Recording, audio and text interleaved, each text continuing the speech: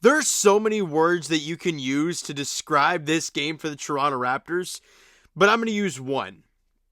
Embarrassing.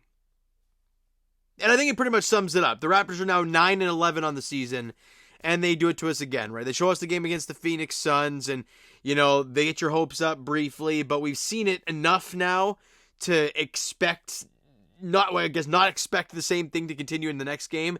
And the Raptors lose 119-106 to the New York Knicks at Scotiabank Arena, and once again cannot win a couple games in a row. And the story of the last at least 2 years, probably 3, of this team not being able to shoot a three-point shot, continues. The Raptors made 6 threes today. They were 6 for 32, and for the majority of the game, they made 5 threes. Boucher made one in the final minute when you're down double digits. Means nothing. 19% from 3. On home court. It's embarrassing. Scotty made half of the threes. He was 3 of 7.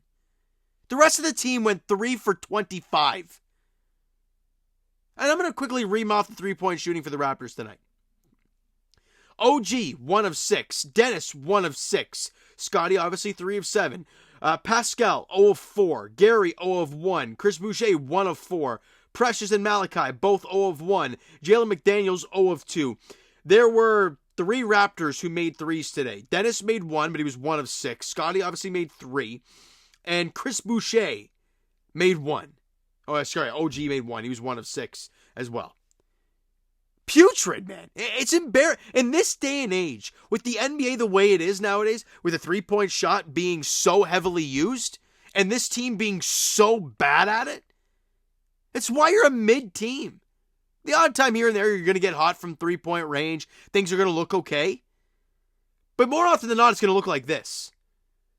Now, do I agree with Darko Rajakovic's, rotations at times? No. Watching OG out there with a bench unit that's getting hammered out there, it's quite ugly. It is quite ugly to witness. But no matter what, when you're not making wide open threes as they weren't in the third quarter, you're not going to win games. It's plain and simple. Quickly, we'll break down the scoring of this game. First quarter, not great. Defensively, you're a lost cause. 34-26, you're down 8 after 1 quarter of play. But in the second quarter, you start making shots. Scotty and Pascal are getting hot in the second quarter. You win that one by 8, and just like that, we're dead even at 57 apiece at the break. But in the third, the Raptors come out slow. Really slow. They go down double digits because they can't make shots. And you lose the third quarter by 13. 33-20. And in the fourth, you play even, 29 apiece, but you lose by 13, 119-106. It's just an ugly, ugly game yet again. And what do they do from the free throw line? Let's have a quick peek. 71%, 12 for 17. While with about 3 minutes to go, they were in the 60% range. You still missed 5 free throws. They were 81% from the free throw line. They made 16 threes. They made 10 more threes than the Toronto Raptors today. 44% there. 50% from the field where the Raptors were 44% there. It's just an embarrassing watch. Like, how else do you put it? I could rip through the team stats. Yeah, you were plus 5 on the glass. Plus 8 on the offensive glass, which is perfect, right? Fantastic stuff. You took 10 more shots than the Knicks. Problem, they made 1 more. It's just embarrassing. It really is. Anything else that jumps out as like a glaring stat? Plus 12 in points in the paint. That's about it for me. I can't talk about this anymore. And Scotty Barnes was outstanding. He kept this team afloat and kept this team in the game. Him and Pascal at the half both had 15. Both were shooting good percentages. It was very good, but they were getting no support. And you look at midway through the third quarter where Scotty's got like 23. It was probably going into the fourth quarter. He had like 23, 25, where Pascal Siakam in the second half really didn't do much, right? He had 6 points in the second half. And Scotty Barnes had 14 in the second half. But going into the fourth, I don't think the Raptors had another score in double figures. Like, sure, Boucher ended with 11, and Pirtle ended with 12, and Dennis had 10. All of those happened in the final 5 minutes when you're down double digits. And then you look at the New York Knicks, where they had RJ Barrett had 15, Julius Randle was 1 assist away from a triple-double, you had Jalen Brunson getting 22, Josh Hart off the bench. Boy, wouldn't it be nice to have some bench scoring? 17 off the bench, and for the love of God. The Raptors made 6 threes today. Dante DiVincenzo himself made 7. A bench guy who played 22 minutes. Now, he's a great three-point shooter, don't get me wrong, off the bench. He's great. But he made 7 threes. 1 more than the entire Raptors team.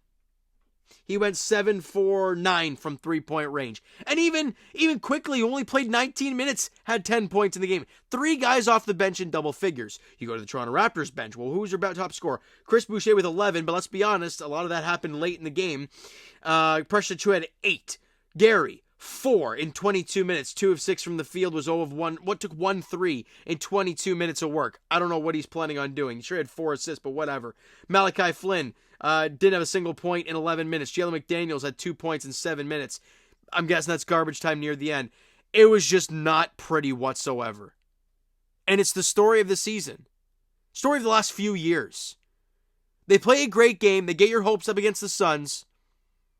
And then they show you with their true colors, where they can't shoot, and they lose by double digits at home. I've said it many times before, and I will say it until something happens.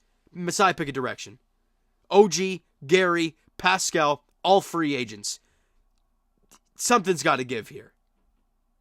Because you're not bringing all guys back. Because we're not sitting in mid-limbo for years and years to come. You've got an incredible young player in Scotty Barnes, who after that lull, for a couple weeks, his last 2 games have been outstanding. And he's the only reason you stayed afloat today. Sure, Pascal, 21, 8 and 3, 7 of 16 shooting, 7 of 8 from the line, but was 0 of 4 from three-point range and minus 14 on the floor. As I mentioned, only had 6 second half points. Whereas Scotty Barnes, 29, 9 and 4, shot 13 of 19, was 3 of 7 from the field, or from three-point range, 5 steals and a block, and only a minus 7. He deserves better. And I don't know how many times we have to scream about needing shooters, but it's very evident. I'm done talking about this game, all right? And they don't play till Wednesday. A lot of time to dwell on this, and a lot of time for Masai and them to talk about stuff, because they need to figure it out. Precious Achiuwa is an embarrassing watch. He went back to being horrific today. After that great double-double game, his best game of the year against Phoenix. He went back to being literally the Precious Achiuwa of the game before. They're an awful watch. You never know what you're going to get. You could get a great shooting night and win a game and feel great about the team. The next night they can't hit a shot to save their life.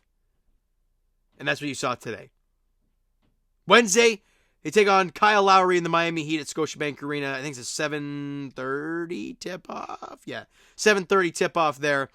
I don't know. I got nothing else for you. All right. So you know what, guys? That's going to do it for this one. If you enjoyed the video, and of course not this game today, hit that like button. I do appreciate it. Hit that subscribe button. You guys not already. Comment down below your thoughts on the video. Thoughts on the game. Would you like, would you not like from today's game for the Toronto Raptors? Twitter, Discord, Instagram, TikTok.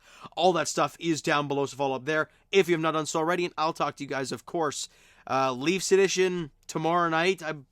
Tomorrow night as they host the Boston Bruins at Scotiabank Arena on Hockey Night in Canada, 7 o'clock puck drop there. And as for the Raptors, as we said, they're back in action on Wednesday night as they host the Miami Heat at Scotiabank Arena, 7:30 tip-off there.